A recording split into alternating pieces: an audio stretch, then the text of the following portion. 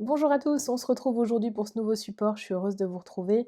Aujourd'hui, on fait un petit point, un format court sur 3 notions qui m'ont été, gentiment soufflées par un cher abonné. Ces sujets sont l'intelligence artificielle, l'identité numérique et le crédit social.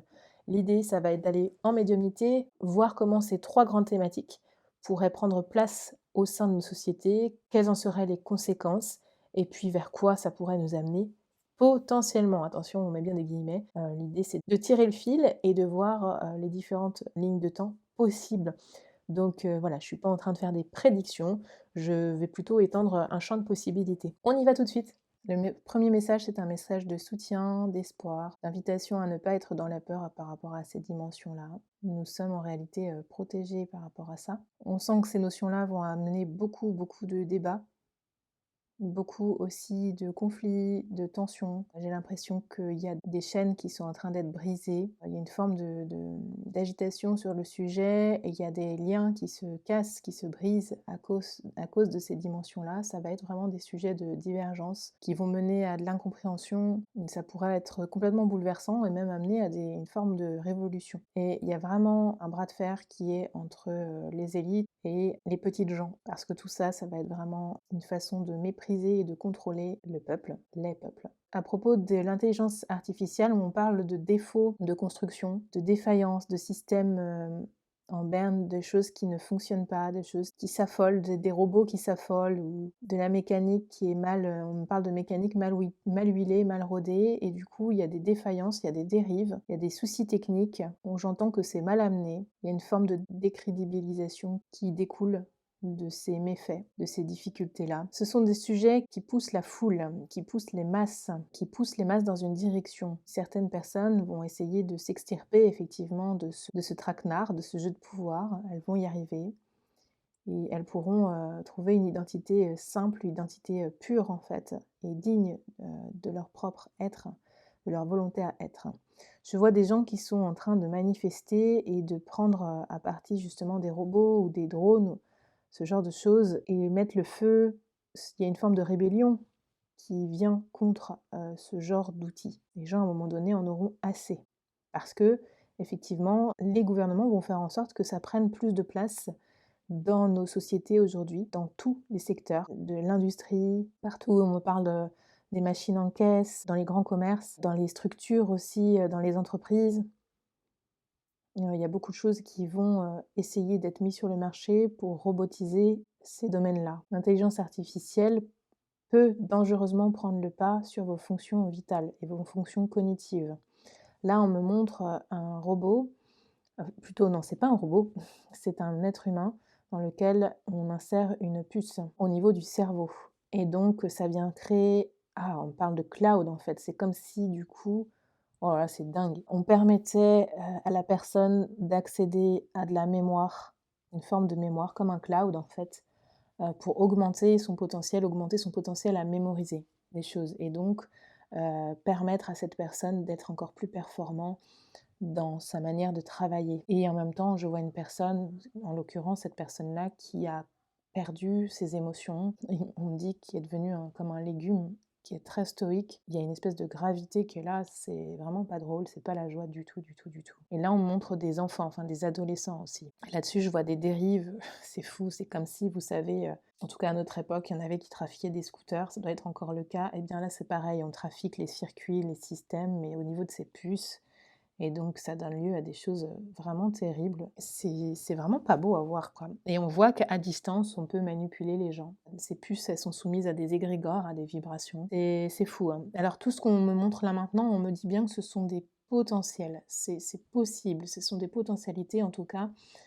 C'est des formes pensées qui sont, étudiées par les élites, par les gouvernements. Ils espèrent qu'un jour, ils pourront réaliser ce genre de prouesse technique. Ils espèrent aussi que les gens vont pouvoir prendre goût à cette technologie-là. Donc c'est pour ça qu'on saupoudre ça un petit peu comme un condiment, qu'on va mettre sur du riz ou des pâtes. Bah là, on en met un petit peu partout dans les médias. Vraiment, ils commencent vraiment à égrener ça. On nous dit de faire attention surtout pour les jeunes, pour la jeunesse, parce que pour eux, ils sont tellement perméables que ça peut être vraiment un danger pour eux. Nous sommes les gardiens des jeunes gens, des adolescents, des jeunes enfants, des tout petits et c'est à nous de nous responsabiliser là-dessus. J'entends bien, hein, qu'ils vont essayer de faire passer des choses un peu, en force et maladroitement, pour convaincre les gens et là, je sens qu'on dérive sur le sujet de l'identité numérique et du crédit social. Donc ça aussi, des nombreux points de divergence là-dessus. Ça va vraiment animer les discussions, les débats, des pourparlers, des bras de fer. Les personnes ne vont pas être d'accord. On va se battre, hein. Il va falloir se battre pour ces notions-là. La notion d'argent, de capital, tout ça, ça va être, on sent réévalué. C'est comme si, en fait, le crédit social et l'identité numérique, ça allait pondérer, en fait, revaloriser la notion d'argent, visiblement, la notion de valeur aussi des personnes. En fait, quelque chose qui avait énormément de valeur va pouvoir tout d'un coup complètement chuter. Et tout ça, c'est complètement faussé de ma perception-là. On me dit que c'est vraiment du brouillard. Ça va complètement perdre les gens. Il y aura ce jeu de paraître. Ça va créer en fait des zones de flou. Les gens seront encore plus qu'ils ne le sont aujourd'hui dans une forme de robotisation sociale, sociétale, avec pour objectif d'obtenir des bonnes notes et donc ils seront encore plus perméables, encore plus soumis à ce qu'on va leur imposer. Mais rassurez-vous, encore une fois, sans que de l'autre côté il y aura des ondes de choc, ils feront tout et là on voit vraiment l'image d'un défibrillateur pour réveiller les personnes. Ensuite elles auront leur choix, bien évidemment, que de poursuivre ou non dans ces voies-là. Mais j'ai l'impression qu'il y aura des moments clés pour nous permettre d'ouvrir les yeux sur cette réalité. On sent bien qu'il y a des gens qui vont être en rébellion par rapport à ça. On nous dit courage, tenez bon. Et là, on me sonne une cloche, j'ai l'impression un petit peu comme dans les casernes de pompiers, à l'ancienne en tout cas, pour nous dire qu'il y a une forme d'urgence qui est là. Il faudra nous regrouper, il faudra faire face, il faudra faire front, mais dans le cœur, dans l'unité des cœurs, dans l'unicité. Pour ne pas basculer dans ces scénarios-là et rester maître de nos choix, maître de nos mouvements, maître de nos actes et être dans la maîtrise en fait. C'est à nous de rester maître de nos êtres et de nos corps surtout. On me parle de détermination. J'entends que ce ne sera pas une finalité en soi, qu'il y aura des formes d'échappatoire, des possibilités pour esquiver ces scénarios-là et pour aller créer une autre réalité, une réalité non virtuelle, une réalité palpable, une réalité de cœur et d'esprit dans laquelle on pourra se relier. C'est vraiment une forme de contraste qu'il y a entre cette possibilité-là et la possibilité que nous aurions d'évoluer vers des dimensions beaucoup moins structurelles mais beaucoup plus élevées. Quand je dis structurelles, c'est vraiment l'image d'un cadre qu'on m'envoie avec des contraintes, des limitations, et quand je vois l'être éclairé et qui va vers la dimension, qui s'élève vers la dimension spirituelle, on sent qu'il n'y a plus de barrière en fait, et qu'au contraire, il grandit. Il grandit dans son aura, il grandit dans son esprit, et surtout, il vient être nourri de ce mouvement d'expansion et d'évolution. Et en réalité, on voit qu'il peut se contenter de cela, sans chercher l'approbation à l'extérieur, qui sera le travers en fait, en réalité, de cette voie qui nous sera proposée, c'est qu'on sera complètement, visiblement dépendant et soumis à la vie d'autrui, de l'autre et des personnes notamment qui vont se situer hiérarchiquement au-dessus de nous.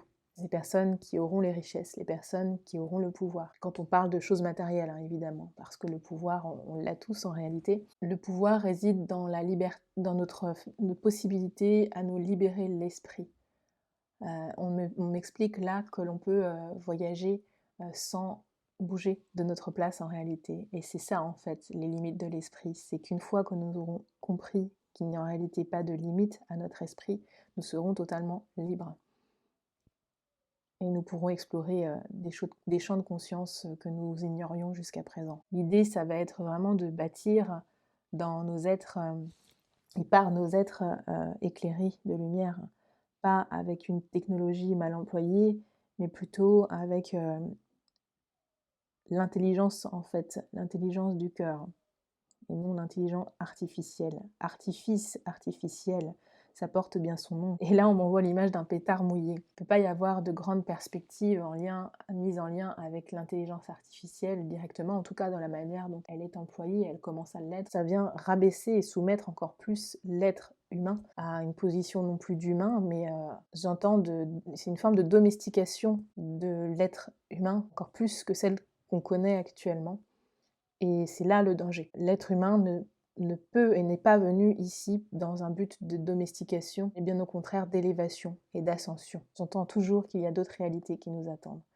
Le champ des possibles est toujours accessible. Ne voyez pas tout ce qu'on nous montre comme une confrontation, comme une fin du monde. En réalité, ils sont là pour nous prévenir. Mieux vaut prévenir que guérir. Donc, n'ayez doute de votre intelligence du cœur. Ça va être extrêmement important. Selon les régions, selon les pays, toutes ces notions-là, notamment d'identité numérique et de crédit social, n'auront pas le même impact visiblement. J'entends que voilà, dans certains territoires, ça va être sous-évalué, ça va être pas pris vraiment au sérieux, et dans d'autres territoires, ça va être le cas. Ça va dépendre aussi visiblement des moyens et des ressources des pays en question. Les pays qu'on appelle comme étant sous-développés n'auront pas le même accès visiblement. Et ça aussi, ça pourra générer effectivement des contraintes dans les moyens de communication, dans les administrations. On sent que ça va mettre des problèmes sur la table. Mais on nous dit de demeurer confiant. Bon, prenons quelques cartes rapidement. Concernant donc ces trois notions que sont l'intelligence artificielle, l'identité numérique et le crédit social, on voit bien que ça va toucher tout de suite la dimension de l'être humain sur le plan individuel, mais aussi sur le plan collectif, avec le côté social ici. On sent que les peuples vont être façonnés par cette nouvelle quête d'identité finalement, par la technologie. On nous explique bien que ce sont des dimensions qui sont en cours d'élaboration, en voie d'établissement, et qui vont venir restructurer, refaçonner l'identité de l'être humain. En tout cas, ça s'inscrit vraiment dans la volonté des gouvernements aujourd'hui pour venir restructurer, refaçonner le monde. Cela va pousser les êtres humains à s'orienter, pour certains en tout cas, vers une dimension beaucoup plus naturelle, avec un retour aux sources, un retour à l'identité véritable. On sent que ça va pousser certains de nos semblables à revenir à une dimension sacrale de la vie, en retournant vers des modes de vie beaucoup plus naturels, en quête d'authenticité. Ça, c'est évident. Puisque on voit bien que par rapport à ces trois notions-là, l'être humain sera dans une vision biaisée de ce qu'est la réalité. Et on voit bien l'opposition. Soit l'être humain se dirige vers sa nature profonde, soit il fera un pas de travers et il se dirigera vers l'erreur, vers l'oubli de qui il est, vers une intelligence faussée, biaisée. Pour clôturer, voici la carte qui est sortie avec l'oracle de l'archange Michael, l'ange bleu. Ascension dans la lumière.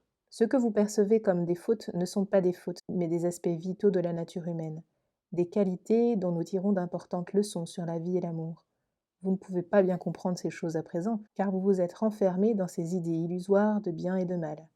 C'est une fausse croyance que de penser que les choses sont l'un ou l'autre.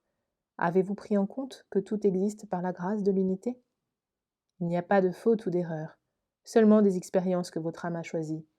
Observez la vie sans jugement, et vous verrez que le bien et le mal sont seulement des perceptions. Nos jugements sont en fait des peurs.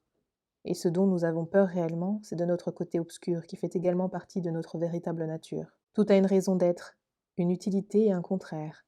Dans la lumière, il y a de l'obscurité, et dans l'obscurité, il y a de la lumière. L'un ne peut exister sans l'autre. Pour devenir entier, vous devez embrasser et aimer les deux côtés de votre nature. Quel beau message! La notion de contraste est extrêmement présente à la lecture de cet oracle. C'est aussi un message qui nous laisse entendre que la véritable nature, c'est la nature de l'amour, et c'est là qu'on trouvera la vraie intelligence.